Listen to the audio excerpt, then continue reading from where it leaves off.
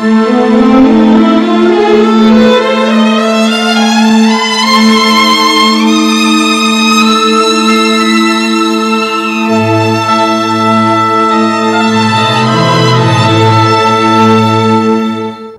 শ্রোতা দর্শক মণ্ডলী, আসসালামু আলাইকুম। কালাম ও কলম এই আলোচনা সিরিজের গত কয়েকদিনের পর্বে আমরা কলমের কথা বলেছিলাম। কলম অর্থাৎ জ্ঞান বিজ্ঞানের কথা। আমরা বলেছিলাম যে কোরআনে বিজ্ঞানের প্রতি কতখানি গুরুত্ব আরোপ করা হয়েছে সে কথা বলেছিলাম। কোরআনের বিজ্ঞানের কথা বলার আঙ্গিকতা কেমন কথা সেগুলো বলেছিলাম। এবারে বাকি কয়েকটি পর্বে আমরা বলবার চেষ্টা করব যে এই যে হালের যে সমস্ত বিজ্ঞানের বিষয়গুলো, মহাবিশ্বের সৃষ্টি, এই বিশ্ব আসলো কোথার থেকে, কিভাবে বিশ্বের সৃষ্টি হলো, এটা একটা প্রশ্ন। জীবনের সৃষ্টি হলো কেমন করে, এটা একটা প্রশ্ন। এই ধরনের হালের যেসব বৈজ্ঞানিক প্রশ্ন আমাদের মনে জাগে, সেই প্রশ্নগুলো কি আমরা অ্যাড্রেস করতে পারবো? কোরআনে কি ওই প্রশ্নগুলো অ্যাড্রেস করা হয়েছে? আমি আগেই বলেছি যে কোরআন বিজ্ঞানের গ্রন্থ না, ধর্মের একটা নিজস্ব ফাংশন আছে। তবুও কোয়েরি বা অনুসন্ধিৎসাকে ধর্ম অতিশয় উৎসাহ প্রদান করেছে এবং সেই আলোকেই আজকে আমরা দেখতে চেষ্টা করব মহাবিশ্বের যে সৃষ্টি সে সম্পর্কে সায়েন্টিফিক থিওরি কী বলে আর কোরআন কী বলে। মহাবিশ্বের সৃষ্টি সম্পর্কে এখনো পর্যন্ত যে ওয়ার্ল্ড ভিউ এক্সিস্ট করছে তা হলো এই যে বিশ্বে আমরা যা কিছু দেখছি, বিশ্ব চরাচরে সমস্ত পদার্থ শক্তি সব একটা পয়েন্টে কনসেন্ট্রেটেড ছিল, জমা ছিল একটা পয়েন্টে। একটা ultra hot, ultra small, ultra dense blob of ম্যাটারের মধ্যে সমস্ত ঘনীভূত ছিল। তারপরে একটা প্রচণ্ড বিস্ফোরণ হলো, মহাবিস্ফোরণ। সেই মহাবিস্ফোরণের মাধ্যমে মহাবিশ্বের সৃষ্টি। যখন বিস্ফোরণটা ঘটলো, ঠিক exactly time T equal to 0 সেটাকে আমরা বলবো যে যখন থেকে বিস্ফোরণ ঘটলো। কিন্তু আমাদের ফিজিক্স ওই টাইম টি ইকুয়াল টু 0কে ওটা একটা সিঙ্গুলারিটি বলে এবং ওই জিনিসটাকে অ্যাড্রেস করতে আমরা এখনও পারিনি। আমরা পারি ওর থেকে 10⁻⁻43 সেকেন্ডস।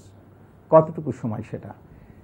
এক সেকেন্ডকে যদি একের পেছনে 43টা শূন্য বসিয়ে যে সংখ্যা হয় তা দিয়ে যে ভাগ করি, 1/1, তারপরে 0,043 জিরোস, এটা এই নাম্বার সাধারণ লোকের কাছে বা যে কোনো লোকের কাছেই এটা একটা ইনসিগনিফিকেন্টলি স্মল নাম্বার।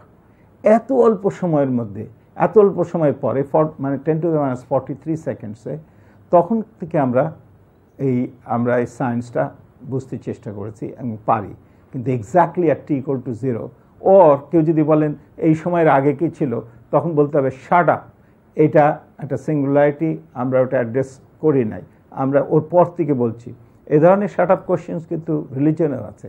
এটা কে সৃষ্টি করলেন, ওটা ও সৃষ্টি করলেন কে, তারপরে আল্লাহ সৃষ্টি করলেন। এখন শিশু যদি বলে আল্লাহকে সৃষ্টি করেন, আমরা বলি শাট আপ। কেন না, আমাদের জ্ঞানে এই যে 3 ডাইমেনশনাল স্পেসের মধ্যে আমরা আবদ্ধ, আমাদের জ্ঞানে আমরা একটা লেন্থ ছাড়া কিছু মাপতে পারি না। আমাদের জ্ঞানে ওই কোশ্চেনটা আমরা অ্যাড্রেস করতে পারি না, আমরা একটা লেন্থ ছাড়াই কিছু মাপতে পারি না। সুতরাং শাট আপ কোশ্চেন শুধু রিলিজনে না, শাট আপ কোশ্চেন সায়েন্সে আছে। এই 10⁻43 সেকেন্ডসের পরে তখন টেম্পারেচার ছিল এই 10⁻32 কেলভিন। 1 কেলভিন কত? 0 ডিগ্রি সেন্টিগ্রেড যখন বরফ যেটাতে হয় তার থেকে যদি মাইনাসে যায় -273 ডিগ্রি সেন্টিগ্রেড, ওইটাকে আমরা 0 ডিগ্রি কেলভিন বলি। অর্থাৎ আমাদের এই 0 ডিগ্রি সেন্টিগ্রেড হচ্ছে 273 ডিগ্রি কেলভিন। এই স্কেলে 10⁻32 কেলভিন, 10⁻32 কেলভিন, এটা প্রচণ্ড তাপমাত্রা। ওই তাপমাত্রা তারপরে আরও যদি যখন 10⁻6 সেকেন্ডস হলো, এই সময়ের মধ্যে অলরেডি রেডিয়েশন কনজিল করেছে ম্যাটারে এবং এইভাবে 3 মিনিটস, আপনারা অনেকে ওয়াইনবার্গের first 3 minutes of the universe করেছেন। 3 মিনিটসের মধ্যে নিউক্লিওসিনথেসিস হলো। তো যখন রেডিয়েশন কনজিল হলো ম্যাটারে, তখন কি হলো, তখন কোয়ার্কস তৈরি হলো। আমরা এখন জানি নিউট্রন বা প্রোটন এগুলো 3টে কোয়ার্ক দ্বারা তৈরি, ফ্র্যাকশনালি চার্জ পার্টিকেল। এটা 60-এর দশকে এর সন্ধান আমরা পেয়েছি। যাই হোক, তো এই কোয়ার্কস তৈরি হলো, আর কি হলো, ইলেকট্রন অ্যান্ড পজিট্রন, এই রেডিয়েশন থেকে এটা একটা ফোটনস আসলো, ই প্লাস গোয়িং ওভার টু ই plus E minus, pair production হলো। ম্যাটার যতখানি হলো ততখানি অ্যান্টি ম্যাটার। সে অ্যান্টি ম্যাটারের জগৎটা হারিয়ে গেল, কেন সে আবার আর একটা মিস্ট্রি। যাই হোক, এই 3 মিনিটসের মধ্যে নিউক্লিওসিনথেসিস হলো, এবং তখনও কিন্তু অ্যাটমস তৈরি হয়নি।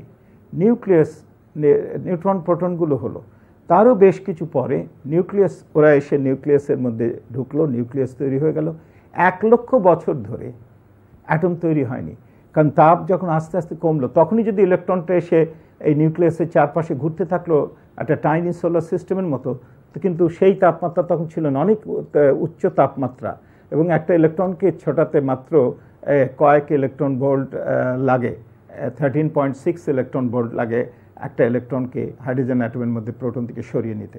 সুতরাং এই এত হাই এনার্জিতে ওটা যখন তাপমাত্রা আস্তে আস্তে কমে গেল, ইলেকট্রনগুলো এসে এই অ্যাটমের চারপাশে তখন নিউক্লিয়াস তৈরি করলো।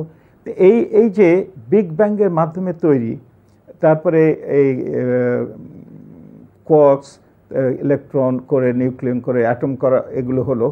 এটার একটা এইখানে একটা ছবি দেওয়া হয়েছে।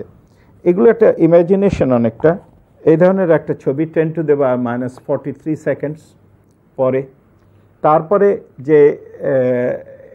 তারপরে যে ছবিটি, সেই ছবিটি হলো এরকম একটি ছবি। তারপরে 10⁻⁻35 সেকেন্ডসের যে ছবি, সেটা হলো এরকম একটি ছবি। তারপরে 10⁻⁻10 সেকেন্ডস পরে যে সিনারিওটা, সেটা এরকম একটা সিনারিও। 10⁻10 সেকেন্ডস পরে 10⁻5 সেকেন্ড পরে যে সিনারিও, সেটা হচ্ছে এরকম। তারপরে